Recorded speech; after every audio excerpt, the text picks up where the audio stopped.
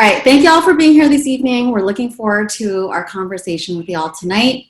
My name is Diana Lee, and I co-lead the Education Subcommittee of the Piedmont Racial Equity Campaign, or PREC. My background has been in educational equity work for the last 15 years. I'm currently at Galileo Learning. I worked at Teach for America for almost a decade and at Oakland Unified School District for several years before that. For those of you who aren't familiar, PREC was launched in the aftermath of the George Floyd protests with the goal of galvanizing the Piedmont community to engage in direct anti-racist work. We work with allied partners to raise awareness and to support policies for racial justice and equity with a focus on four main areas: schools and education, housing and zoning policies, policing, and diversifying our city with its leadership. So I wanted to start with why did we decide to do this panel? First, as mentioned in the PREC housing panel that we hosted last month, we know that racial segregation in schools and communities are a direct result of explicit government policies and actions, some of which we'll get into tonight. Second, contrary to what some might think, the issue of school segregation has only worsened over the last several decades, called out in two recent reports. In 2017, the Associated Press reported that school segregation nationwide has regressed to levels not seen since the days of the landmark Brown versus Board of Education in 1954. Similarly, in 2019, UCLA and Penn State put out a report that showed that the percent of highly segregated schools more than tripled from 1988 to 2016. Moreover, racial incidents have continued to persist in Piedmont schools and across the country, and the dialogue in recent months has further elevated the need to talk about the difference between equity and equality in schools and the obligation of those with privilege to take action. So we wanted to shift the focus of schools tonight, the impact of racial segregation on our schools, and the potential solutions to create more diverse experiences, diversify funding, so we can move toward a more equitable and racially just education in our community and beyond. So before we get started, I would like to thank Michelle Mazzio and Colleen Stormer, who helped me bring this panel to life.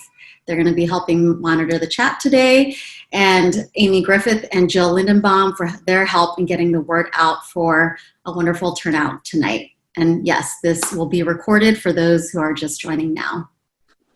I would also like to thank my fellow PREC steering committee members for their support and continued efforts to promote racial equity across the multiple systems within Piedmont. And I'd love to thank the Piedmont Education Speaker Series and the Piedmont Anti-Racism and Diversity Committee for co-sponsoring this event. I would love to now introduce you to our moderator for tonight, Carolyn Jones, senior reporter at EdSource. She was also a reporter for 17 years at the San Francisco Chronicle and also worked at the Oakland Tribune and has written about the history of Piedmont and Oakland. Hand it over to you, Carolyn. Thank you, Diana, and I'd also like to thank the committee for having me here and for having this panel, and thank the panelists as well. It's a real honor to be here. Before we get started, I'd like to say a word about discomfort. I'd like to say that there may be some discomfort in our conversation tonight when we talk about issues related to racism or how issues of race impact our community and our schools.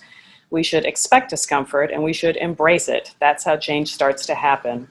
My hope is that when you feel that discomfort, reach for a place of listening and learning. These conversations are important because they aren't easy, and it's important that we learn from the past so that we may create a better future together. And now I would like to introduce our panelists.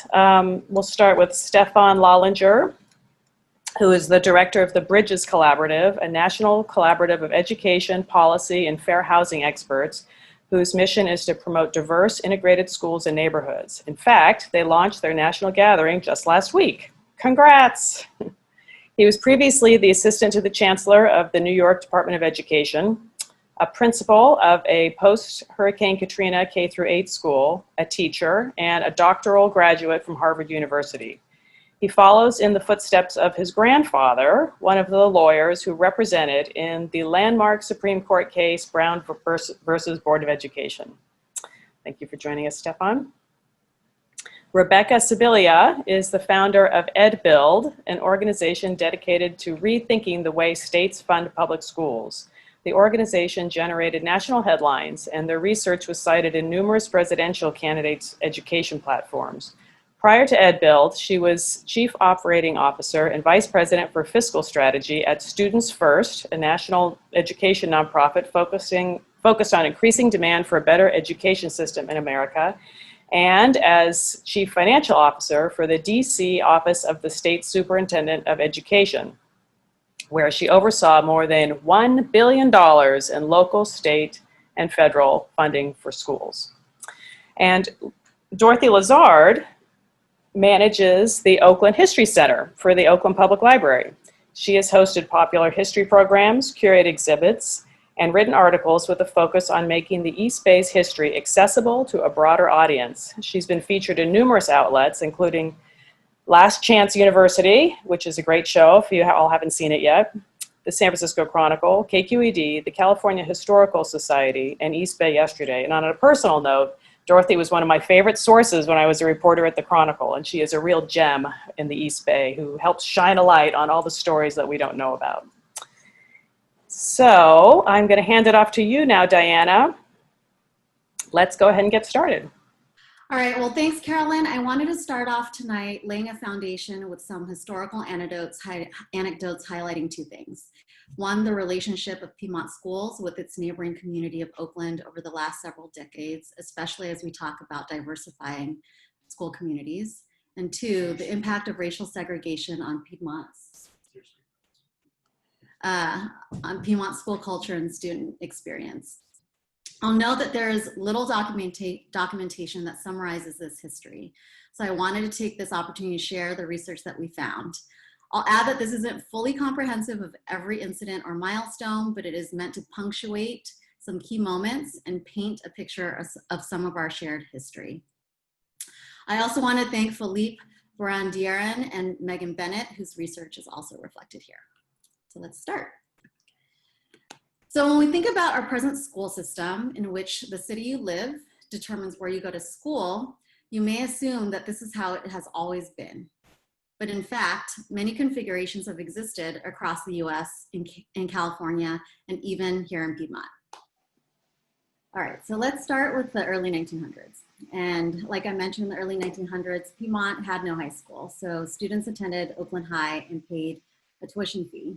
And in 1922, Piedmont High opened, and at the time, they accepted Oakland students as part of their enrollment. In fact, 40 students in their first year. Okay, there you go. All right, so if we fast forward to the 1930s, Piedmont began to tighten its enrollment policy. Piedmont's population was growing quickly, and some Piedmont residents pushed for exclusion of Oakland students. So the board moves to dismiss 120 Oakland students enrolled in Piedmont schools halfway through the school year, citing overcrowding as the issue. Interestingly, the quotes in this article from the superintendent and the community focus on the impact this will have on Piedmont, not the Oakland students getting pulled out mid-year, pointing out that Piedmont students may not be able to go to Oakland schools for courses not offered in Piedmont, and that this will result in losing key players on the Piedmont sports teams. By the 1950s, the walls between the two districts become solidified. In 1956, the Piedmont School Board approves an exclusionary ruling that means it would no longer accept students from Oakland due to its growing school-age population. The rationale was that Piedmont schools were at near capacity. As a result, from 1956 to 1957, the number of Oakland students enrolled in Piedmont schools dropped from 340 to 10 in 1 year. At the same time, from the 1940s to the 1960s, we see that Oakland grows more diverse as a city while Piedmont stays homogeneous. It would be interesting to consider what our schools might look like today had those boundaries remain open.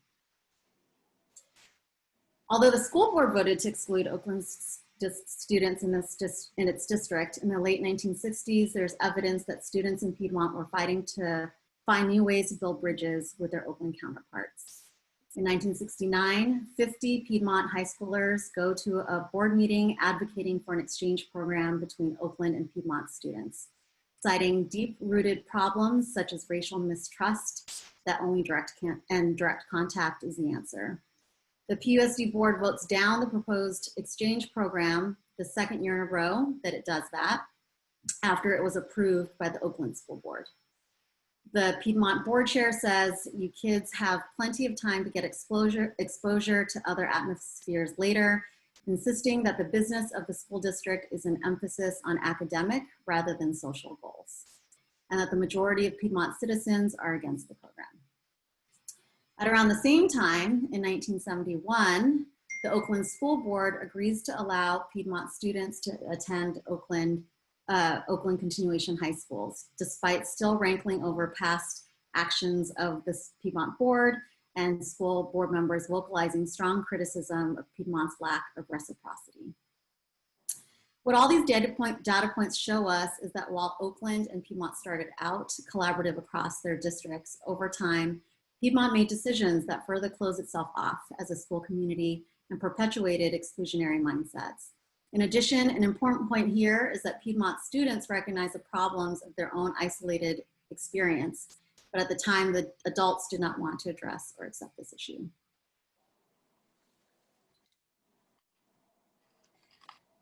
As this history reveals, the challenges that Piedmont schools have faced around diversity and race are not new, and in many ways are a direct result of the isolated community it has created. We also see that some Piedmont students have been telling adults in their community since the 1960s and likely earlier that this is a significant problem and they want more diversity, and it's come full circle again today.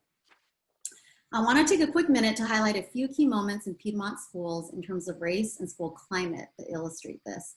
Again, this isn't meant to be comprehensive, but rather a few highlights. And while there were racial incidents dating far back, well, let's start a little bit more recently, a couple of decades.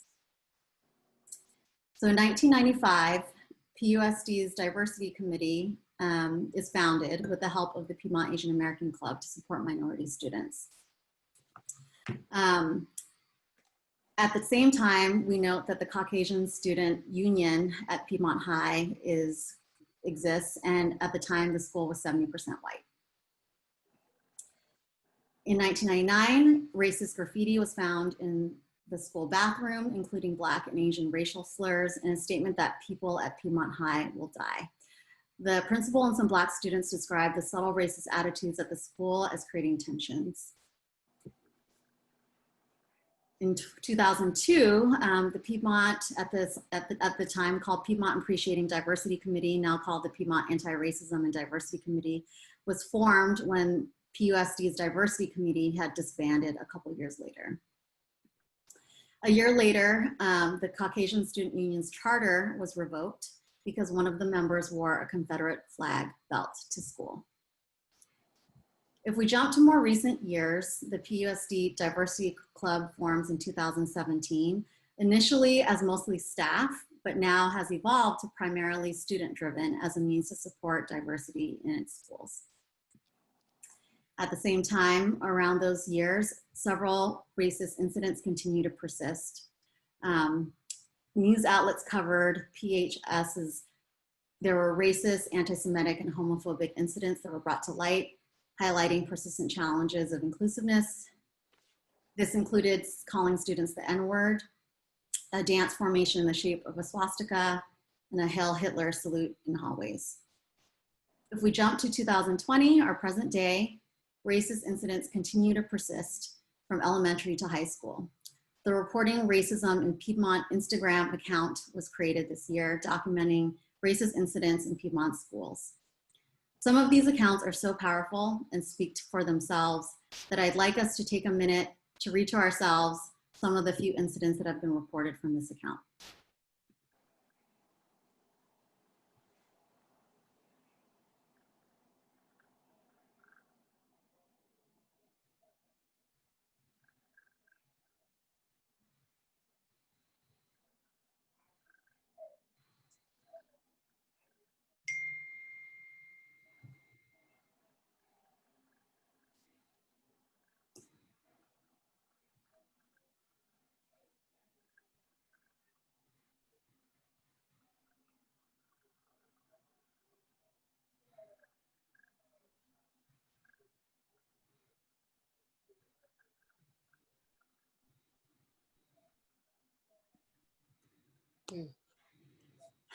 That's real, right?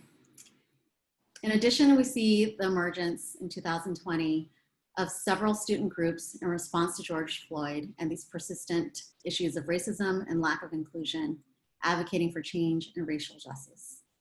The Black Student Union is formed, and a video documenting their experiences of subtle and overt racism is presented to the school board. In addition, the Youth Anti-Racism Project and the Piedmont for Oakland Public Schools organizations, both youth-led, are formed, and the Piedmont Racial Equity Campaign is formed with its Education and Schools Subcommittee. I just shared a lot of information. What do we do with this history? What lessons can we draw? As panelist Irene Chang mentioned in our housing panel a month ago, we in Piedmont often talk about living in nice neighborhoods with good schools. But what exactly do we mean by a good school or a quality education? One big takeaway is that while we didn't make the exclusionary decisions of our town's past, we're very much still shaped by the legacy of our history today, at a cost to our own students' experiences and, more importantly, to those excluded from our community. While we didn't actively contribute to those decisions, what will we do to actively undo them? Second, we're in a moment in our history where we have an opportunity to define what happens next for our schools and our broader community.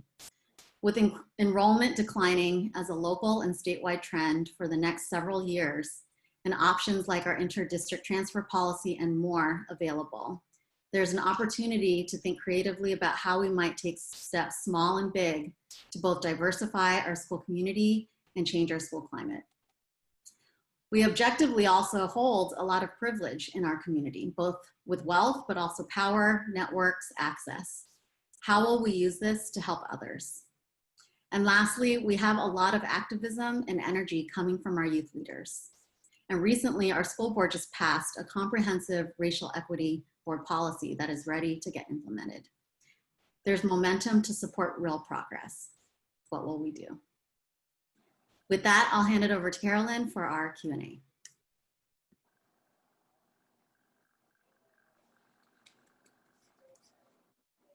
Thank you, Diana. That was a great presentation.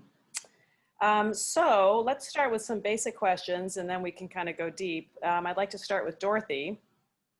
It's been 100 years since Piedmont was founded, and the city still remains overwhelmingly white, while neighboring Oakland is one of the most diverse cities in the United States. What can you tell us, what have been the biggest contributors to the racial and economic differences and how Oakland and Piedmont have evolved over time? Sure. Thank you. Welcome. Thank you for having me here at this talk. This is really important issues that we're talking about tonight, and thank you for welcoming me to participate. I think the basic difference between Oakland and Piedmont and how each city grew is the difference is kind of rooted in goals. These two communities had really different goals. Oakland was fortunate enough to be geographically located on the edge of a continent. So when the Transcontinental Railway came in and our proximity to San Francisco really gave us an advantage to build out Oakland, an advantage to build out a city that could accommodate a lot of commerce, a lot of industry, and it grew in that way. It was also helped along not only by geography, but also by calamity with the San Francisco earthquake and fire in 1906. And that certainly had a really momentous impact for both cities, both Piedmont and Oakland, because tens of thousands of people came thousands of people came over to Oakland to escape the ruins of San Francisco. And so, but also Oakland had they had kind of like a charter to become this big, bold, robust industrial and commercial space, a commercial city. Whereas Piedmont did not have those same kinds of goals, municipal goals at all. So we had a big business, we had people coming out for what was left of the mining industry. People were coming to Oakland for artistic expression and to escape really virulent racism that they found in the South. So for a number of reasons, and all of those reasons, they drew people of a variety of backgrounds. Oakland has always been racially diverse. And while it certainly had restricted covenants and discriminatory housing policies, redlining, there were enough people, there was a critical mass of people of color and people of various economic backgrounds to build the city and to also pressure the city leaders to keep a presence of people of color in the city. So there was that, you know, for example, Mayor Frank Piedmont was very much into the Greater Oakland movement. And I think I've talked to you about this, Carolyn, that the Greater Oakland movement was one of the movements that led to the fifth and final annexation that ended up surrounding Piedmont and basically turning it into the Vatican City of the East Bay. In that Greater Oakland movement, there was, by 1907, after the quake and literally as the dust started to settle, the Greater Oakland movement had political and civic leaders trying to annex Piedmont.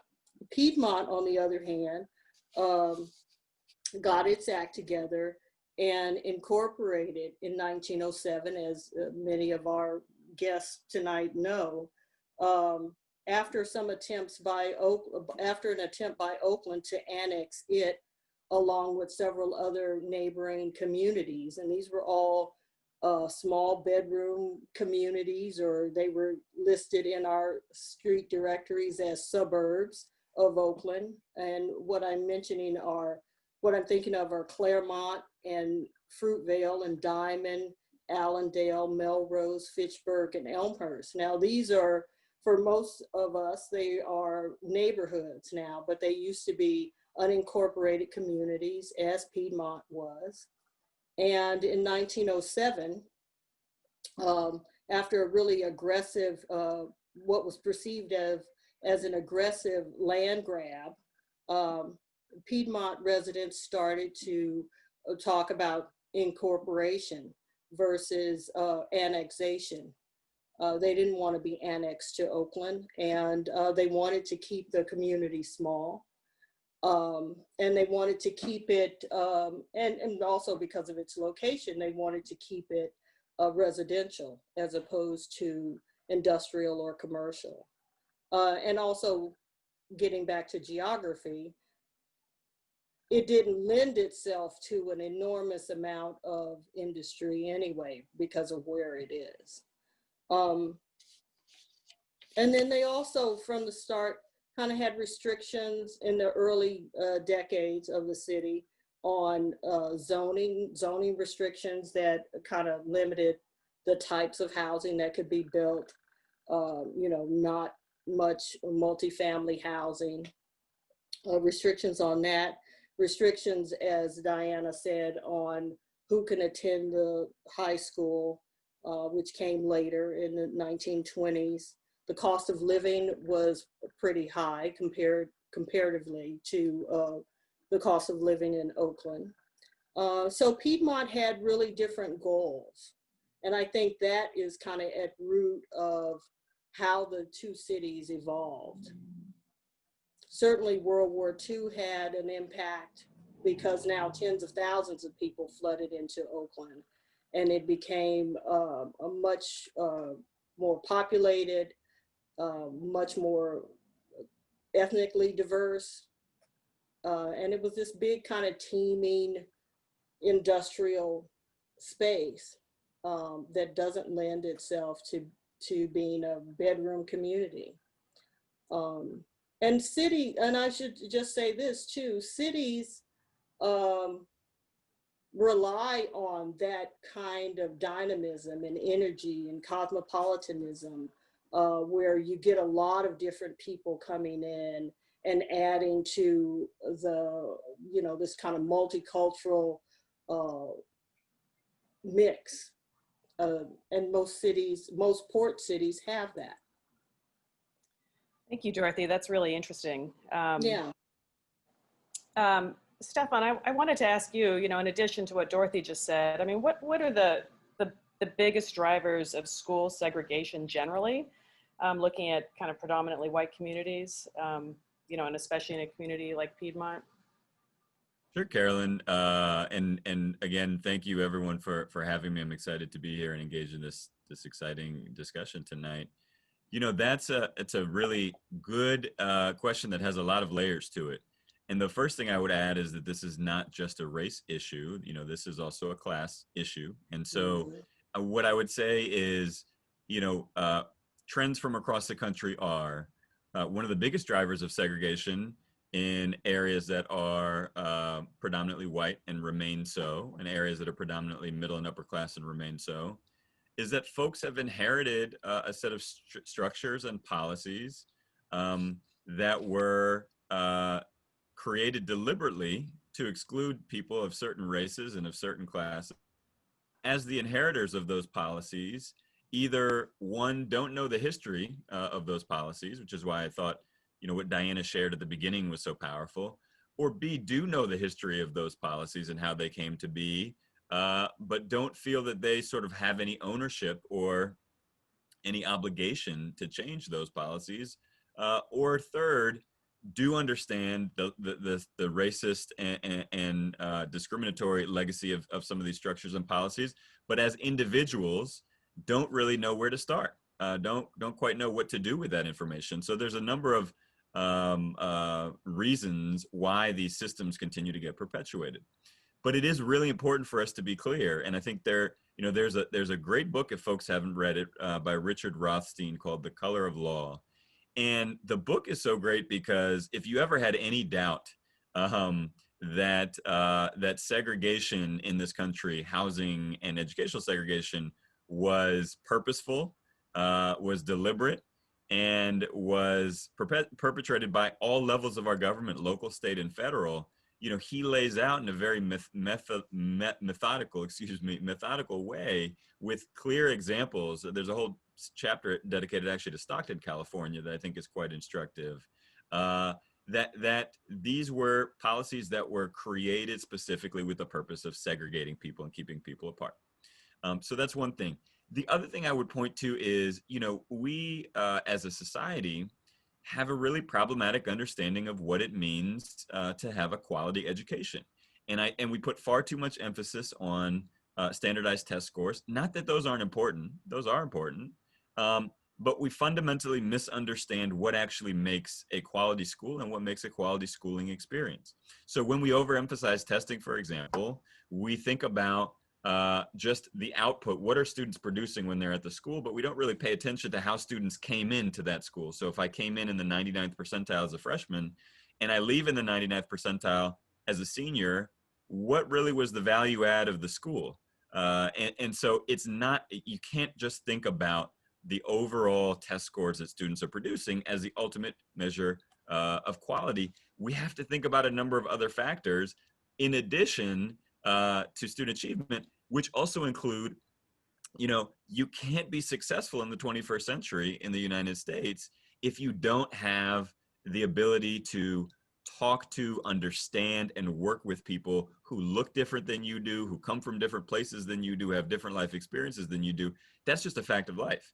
And so I would argue that if you've gone through 12 years of education and you have very limited exposure to people who are different than you, I don't think you've gotten a quality education. And this is something that higher education figured out a long time ago. If you look at the top universities and colleges in the United States, they're all diverse. They have students from many different countries, from different economic classes, from many different political backgrounds. And that is because they understand that they can't deliver on the promise of a world-class education unless it's a diverse one. And so those are the things that I would highlight as being particularly important in this conversation of what drives and perpetuates segregation in school systems. The last thing I'll end on, and I'm sure we'll have much more time to touch on these things, is that folks just fundamentally misunderstand all of the benefits that accrue to students who go to school in diverse and integrated settings, which include long-term benefits for reductions in harboring bias against different kinds of people, higher likelihoods of having meaningful and lasting relationships with people across lines of difference, higher test scores, higher abilities for problem solving and creativity. And so we just sort of push all of those things by the wayside when in fact those are really, really important parts of our children's education. So I'll leave it there, but I think those are some of the main drivers of segregation. Thank you. Yeah, very interesting. Rebecca, let's talk about money, since money is so important in schools and elsewhere. Can you explain how, I mean, I hate to do this to anybody really, to explain how school funding works in California and how it kind of can exacerbate inequality?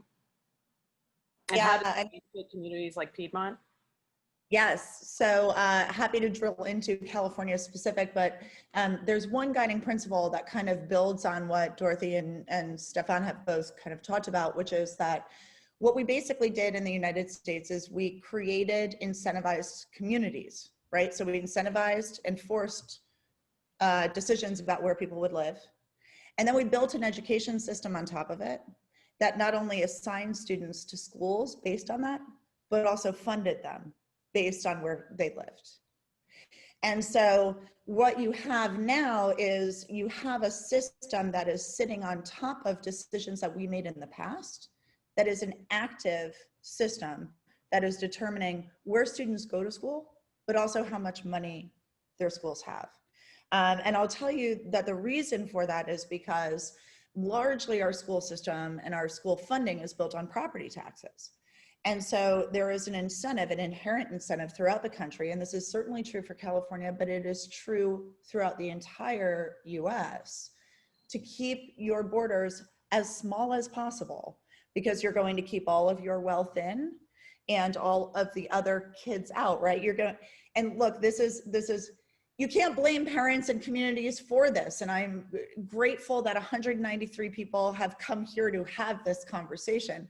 We make decisions in the best interest of our community and our students, but a funding system that is built on where people live and what their community wealth is always going to perpetuate these decisions of the past. So this is certainly true in California. Folks tend to think that Prop 13 has kind of created this equity cap in California, which basically is supposed to equalize across communities of various different degrees of wealth. That is not how funding works in California. In fact, parcel taxes are much more of drivers in terms of what inequity exists. And certainly that is true for Piedmont and Oakland.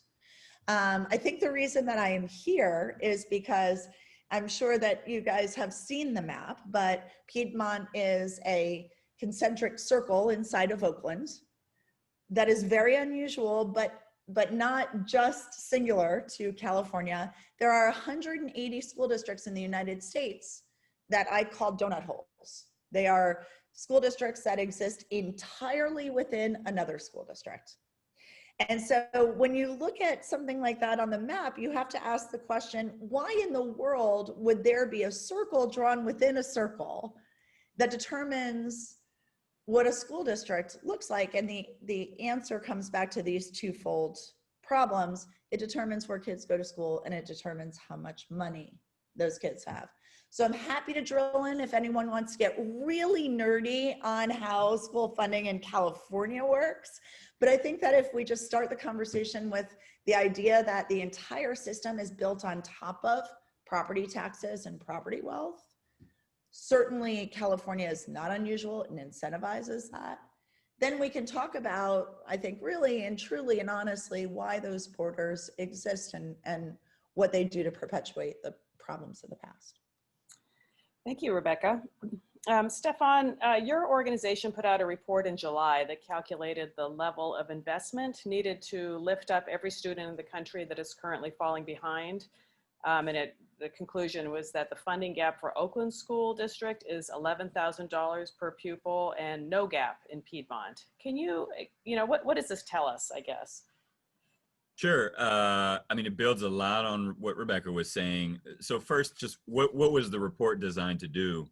The research that was conducted at the Century Foundation basically tried to answer the question around if we were to provide enough funding to bring every student in the United States up to average performance in the United States on mathematics and on English, okay, what would it cost to do that?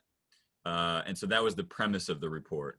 And again, this is just average. Ask you for clarification here. Do you mean like hiring tutors and that sort of thing, or what do you mean by bringing them up to?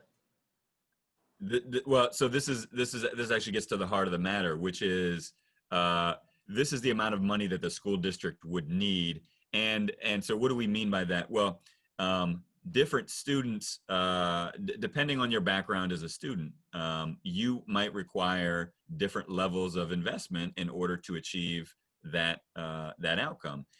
For example, there are districts that have high percentage of students who come from areas of concentrated poverty.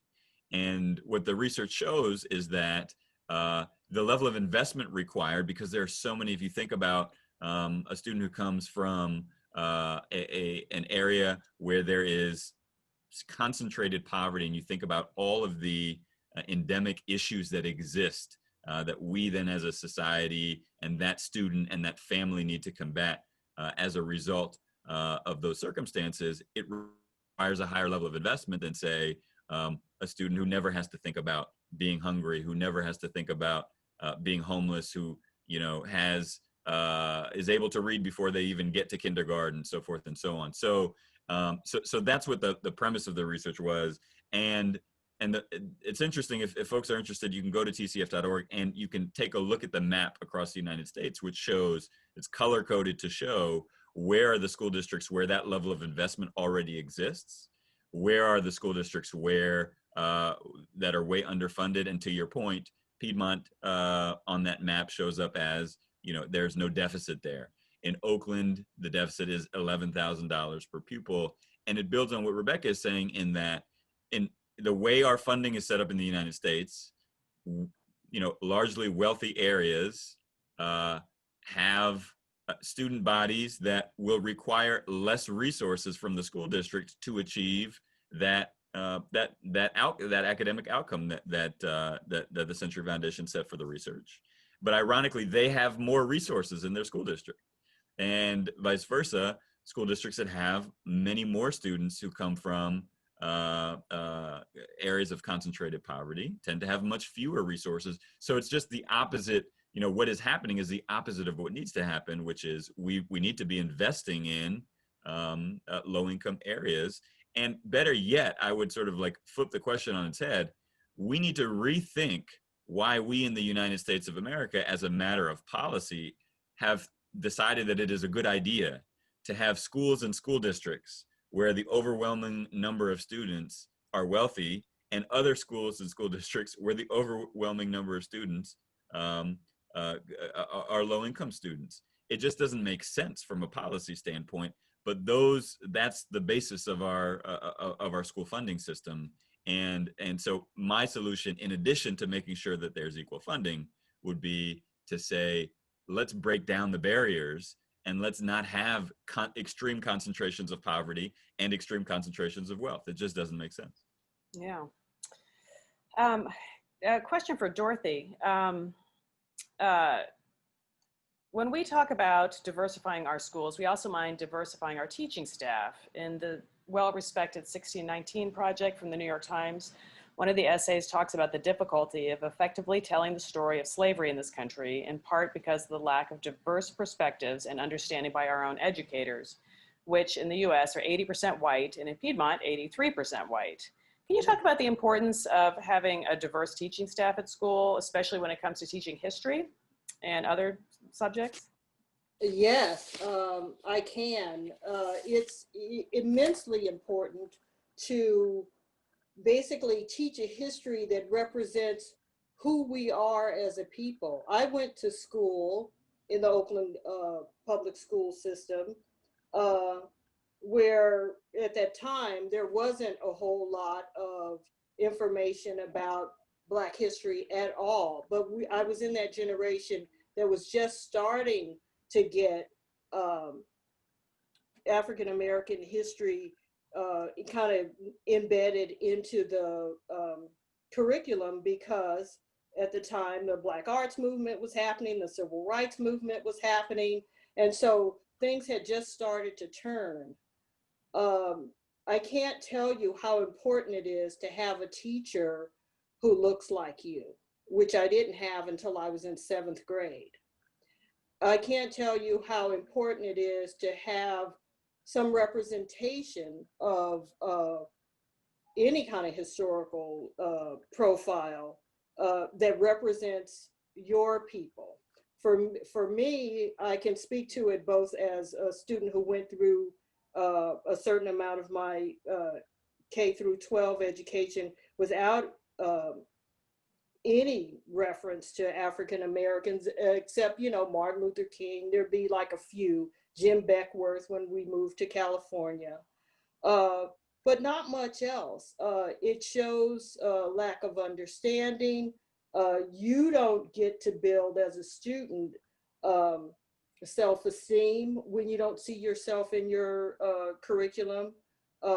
There's misunderstanding, so you can't squelch any racial stereotypes that are coming your way.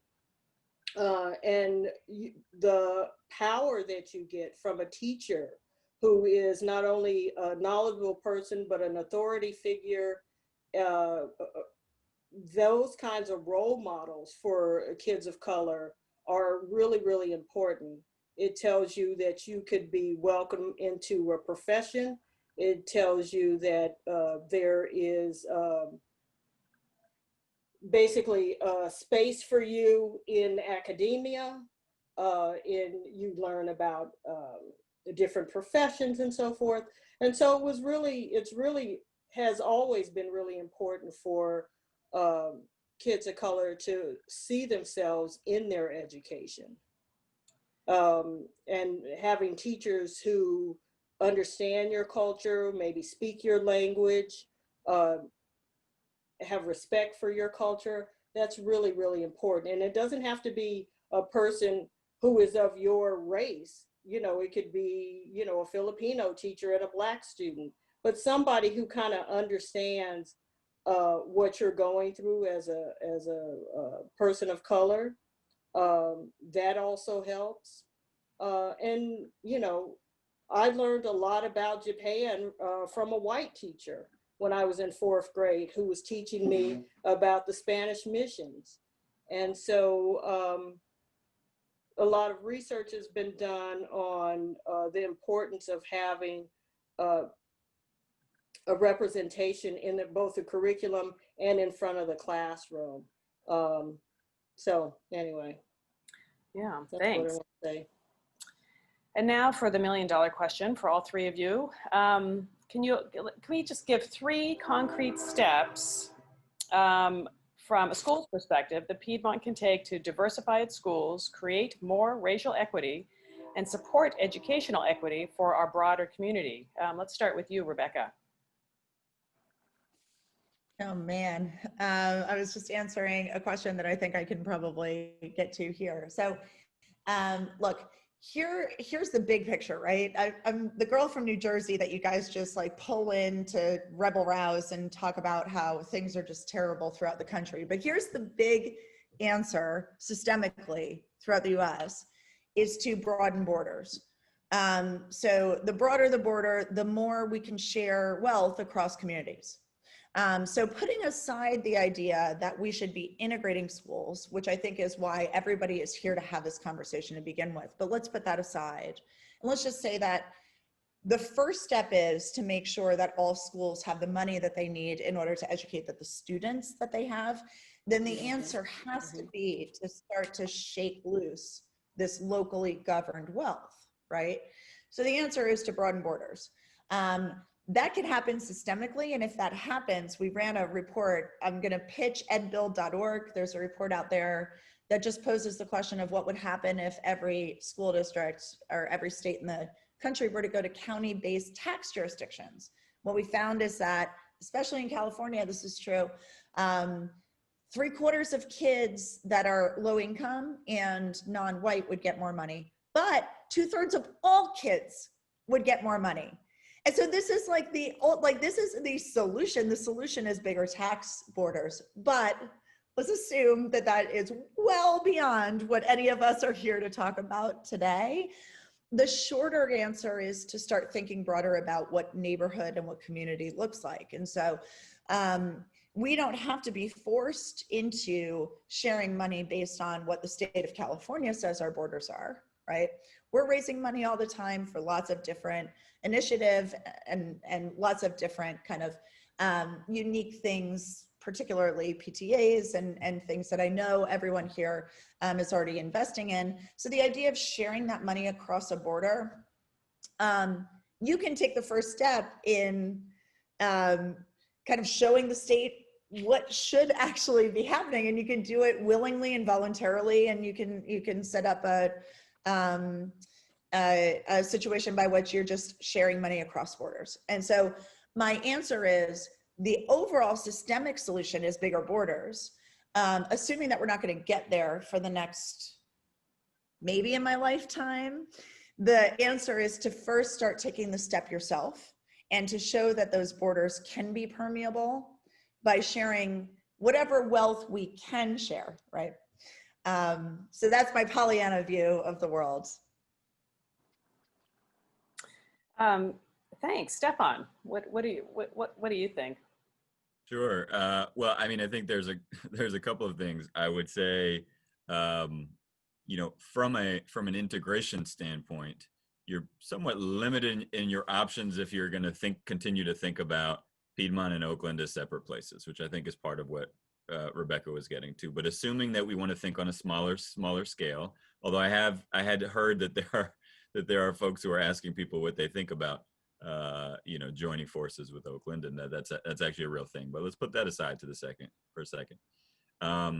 The promise of interdistrict transfer programs, these have existed across the United States in many different places to much success. I was doing a little reading before this and saw that there is a nascent interdistrict transfer program that successfully enrolled 20 students in Piedmont schools last year.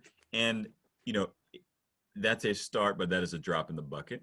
And that if folks in the community were really serious about this and thought about school quality as a little bit more expansive than is commonly thought of, then I think there could be some real momentum around a robust interdistrict transfer program. And as Diana showed, there are some precedents for this. But folks would have to be really careful of a lot of the fear mongering that happens when people start to talk about these things that are often rooted in things that just aren't true. And I've got plenty of examples from my own professional background and my research that I can sort of I can share at another time because time is short. So that's one thing, is an actual robust interdistrict transfer program. The second thing I would say is, you know, there's the student anecdotes around you know, mistreatment and discrimination and blatant racism over the last couple of years. I think form the basis of the second part of this question, which is, you know, how do we bring about integration and also make sure that we are treating our students right? And I would say that the integration is the answer to both of those things, because as I said in the beginning, if you have research that shows if you attend a diverse elementary school, you're less likely to harbor prejudice and have problematic views of other people. And it just sort of makes sense. I mean, if your best friends look different than you do and speak different languages than you do and practice different religions than you do, then that becomes a normal thing to you. That's not something to make fun of or something to hold over other people. That is actually the solution to both of these problems. And that, you know, if you're trying to just, figure out how to prevent these things from happening in a very homogenous environment, you're kind of just trying to put a Band-Aid on the problem. And that if you want young people to actually be the kind of people who are going to treat people with respect, understand people from different backgrounds, that the solution to that is to have genuine exposure to different kinds of people. So there's no real way of getting around it and saying, let's, do a couple of programs here and there without addressing the larger issue. And I think that's the sort of big point for me. But a couple of other quick concrete things, listening is really, really important.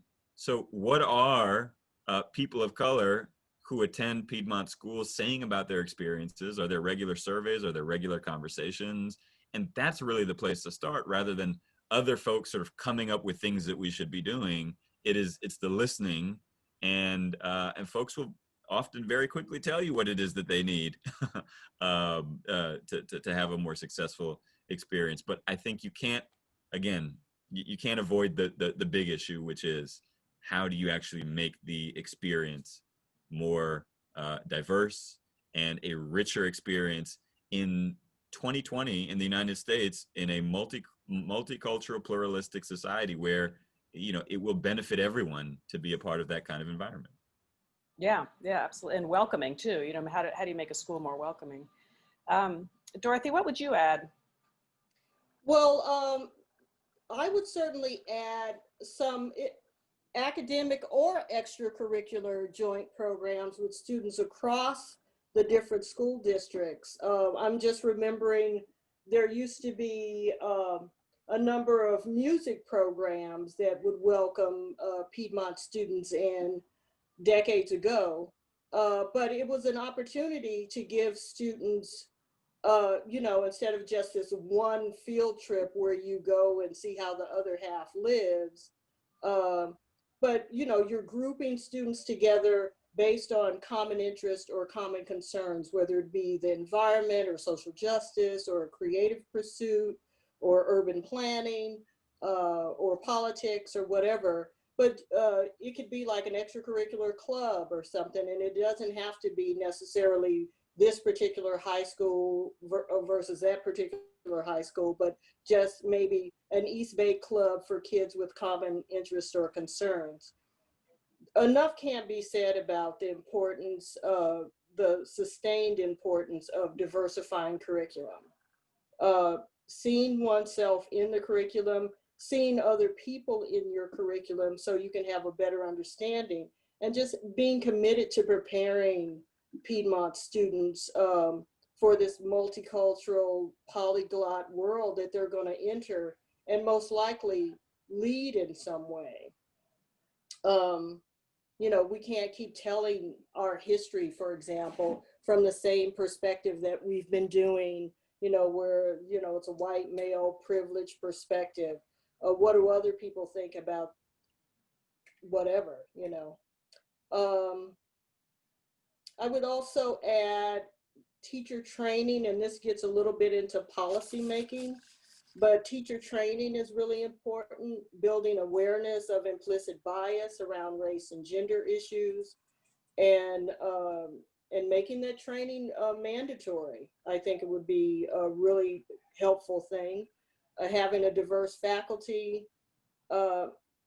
Students usually find people who are, or faculty, I should say, our teachers tend to be the first adults that we know that we have an easy, non-threatening relationship with. And the more diverse that those connections are, the better off the students will be, the better off the teaching will be, and the teachers themselves.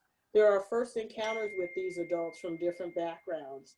And then I would also add, since Diana brought up some of the recent issues around racial harassment, have the schools create a zero tolerance policy around that issue, around those acts.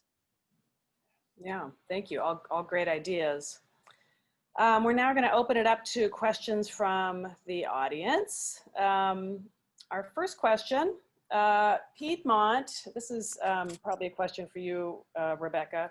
Piedmont is not a basic aid district as a result of Prop 13 limits on property taxation.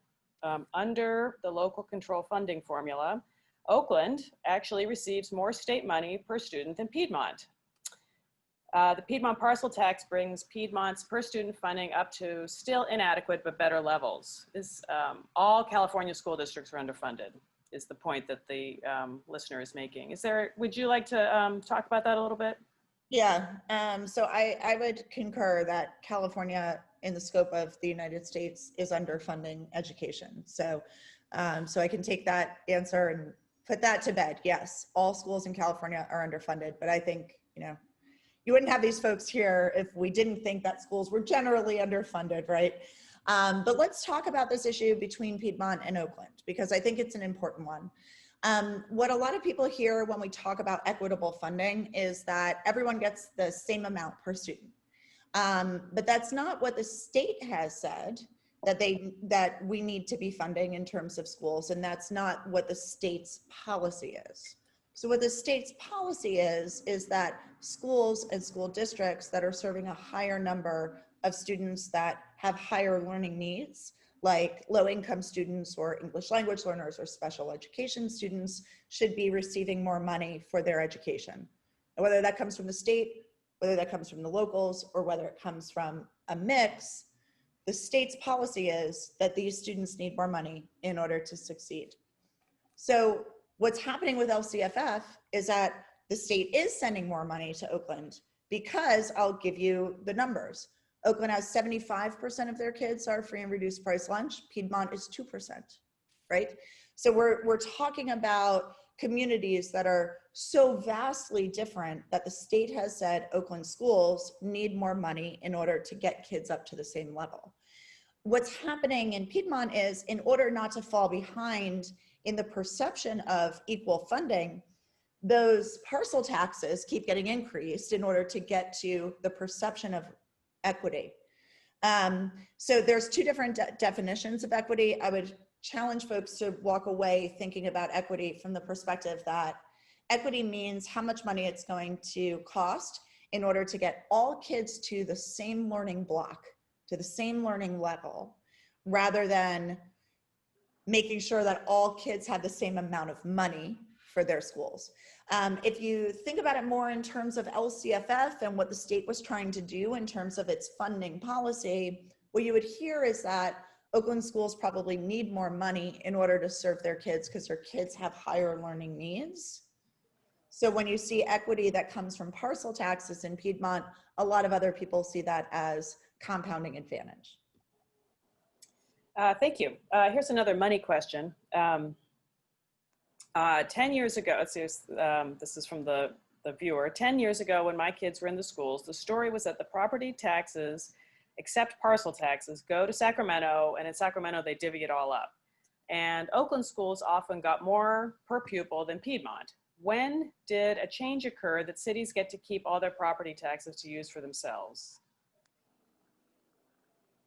So I'm not trying to hog up the entire conversation here, but the answer, that is a very long answer, but the short answer is that there's a provision called AB 8 in the California funding formula. AB 8 basically determines how much every local district is going to pay into the county pot, and then how much of that county money is going to go back to every district. So when people were short-circuiting that and saying it all goes to Sacramento, what they basically were meaning is that it's being collected in a bigger pot, and Sacramento is determining where the money is going to go amongst your neighbors. Mm-hmm. The problem is that AB 8 hasn't been updated since like maybe the early 80s.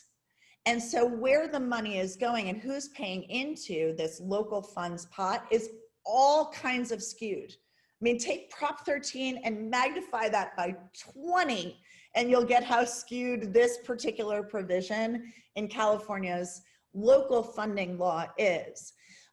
So whereas California is slightly unique in that the state has more control over where this local money is going than in other states, they haven't updated the formula of who's paying that money and where it's actually going since the 80s. And so everything is askew. It's a completely random system right now. That's the best summary I've actually ever heard of that. Here's the next question, and I'm not sure which of you want to take this one. It's up for grabs. It says, many folks are motivated by their own self-interest or by providing their children with the best opportunities. How do we convince people that their kids will benefit from pulling down the borders? You explained how students of color can benefit from having teachers of color, but can you also discuss how white students will benefit from having teachers of color, for example? Can I just jump in on one big thing here, and then I'm going to leave it to folks who are actually more knowledgeable on this than I am. The one thing that I always say to my family when they ask this question is that the cure for cancer is in the mind of some kid out there. And we don't know which child that is. That may be a low-income child. It may be a child of another race than our student. But of course, if we know that the cure for cancer is sitting in the head of some child across a border, we would want to make sure that their education was well funded. So that's how I explain it to my family, but I'm sure that Stefan and Dorothy have much better and rigorous and research-based answers to this. All right. Stefan, do you want to go? I'll let you go first, Dorothy, and then I'm happy to tag on. It benefits all kids, no matter what their background, to have a teacher of another race, to let them know, the students know, that this person from this different background is someone who is knowledgeable, responsible, compassionate, and all the other qualities that you would assign to a teacher. And it doesn't have to be this one-way thing where it's like the students who are considered low income or disadvantaged or at risk or however you want to define it. White students benefit from having teachers of color too, because they're learning about another person. They're learning that, maybe the whole society has taught this person that this white person is that more privileged or something like that. And they learn about each other, both teacher and student, no matter what their background is. Anyway, I can go on. I don't want to go on, but go on, Stefan. I'll just add that I think the best way I can answer that question is just to say, I had the privilege, the opportunity to teach undergraduates at Harvard. Mm-hmm. And my experience there opened my eyes to the fact that, the students in my class, if you look at my colleagues at the time, the instructors that were teaching them, they came from all over the world. They looked like, they looked like the United Nations. Mm-hmm. The students that were sitting in class with them came from all over the United States. They had all different kinds of experiences. And so the way that I would answer that question is, if you are a parent and you're trying to prepare your child for Harvard, they won't be prepared if they've never had the opportunity, the privilege, the experience of working with people collaboratively who have different life experiences than they do. And I don't really know any other way to put it than, if that's your gold standard, if that's what you want your child to do, they're just not going to be prepared. And I'll tell you, the students who were best prepared for the Harvard experience, those students who were asking for letters of recommendation for the Rhodes Scholarship and things of that nature, were the students who had the ability to engage with all different kinds of people, learn things from different people, figure out how they could contribute in diverse settings. It wasn't folks who were reticent to do that or who were shy or who didn't have these experiences or felt out of place or had never encountered things like this before. So to me, it's a question of just sort of reframing what it is you are preparing your child to do and to be in this world, and what you think success looks like, because the world is changing. The world is a very different place than perhaps where many parents of students in Piedmont went to college or So I'll leave it at that. I think that's the best way that I can answer that question. That was great. Thanks. Diana, do we have time for one more question, or should we move on? Yeah, we can do. One more question? Yeah. All right. Okay, here's one more question. I think almost, this is from a viewer, I think almost everyone in Piedmont would like a more diverse student experience. How do you suggest we manage limited space and budget, which has kept the interdistrict transfer numbers low? They have existed for several decades, but are simply not in great numbers. So yeah, I mean, if there's limited time and space, how do you make it happen?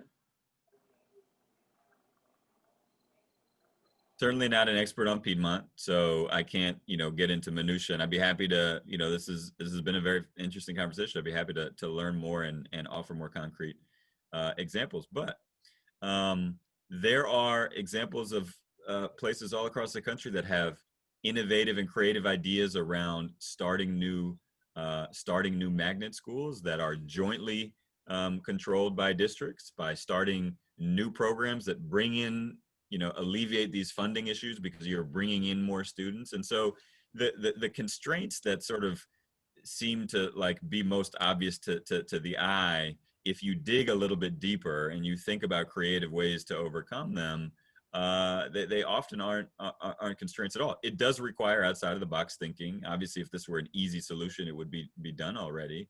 But there are ways to figure this thing out. And again, I have very limited context to the budget, for instance, and the exact nature of the space constraints. Are we talking literally classrooms and buildings? Are we talking, I know Piedmont geographically is quite small, but again, innovative programs like jointly controlled schools between jurisdictions are ways of getting around things like that. I would add even class exchanges or teacher exchanges. I think that, even the idea that Oakland or Piedmont, because there's equity in funding, right? Equal funding, that you could have students switch for a class or a half of a day and be exposed to different teachers, be exposed to different student bodies. That could be helpful. But I would say that there's a starting point that could happen outside of the schools. And I know that I keep saying this, but folks are here because you want to be engaged outside of schools. Maybe the starting point is create programs that exist outside of the school that are funded by the parent society that allow for some of these things to be modeled, and see if you can bring it into the school district. So put together an after-school program that can be funded outside and see if you can replicate it based on the money that is coming into the school districts after you've found it is helpful and beneficial. Those are fantastic ideas. Yeah, thank you all for all your insights and ideas and thoughts and perspectives. I'm going to pass the torch on to Diana now, who will wrap up. Thank you so much, everyone. That was such an engaging conversation and it's such an important one. I just want to thank especially our panelists and our moderator today, two of which are on East Coast time right now. So super appreciate you taking a late evening for this. Also, I don't want to forget, I promised Dorothy, please support the Oakland Library. Both sidewalk pickup as well as the electronic resources are fully available. My family has been taking full advantage of that. We hope that this is just the beginning of more conversations on ways we can create more equitable school spaces in our community and beyond. The common history we share and remember, as well as the choices we make today as individuals and as a community, not only reflect who we are as a city, but will also be how we're remembered in Piedmont's history. So let's take this chance to be on the side of history that will make us and our generations to come proud. If you're interested in learning more about the Piedmont Racial Equity Campaign, please email us at piedmontracialequity@gmail.com. And that's all I got for you this evening. Thank you everyone who showed up, and our panelists, thank you again so much. I know this is not the last of our conversation, so thank you for starting us off well. Thank you. Thanks so much for having me. It was great to be here with you guys. Thank you. Thank you very much.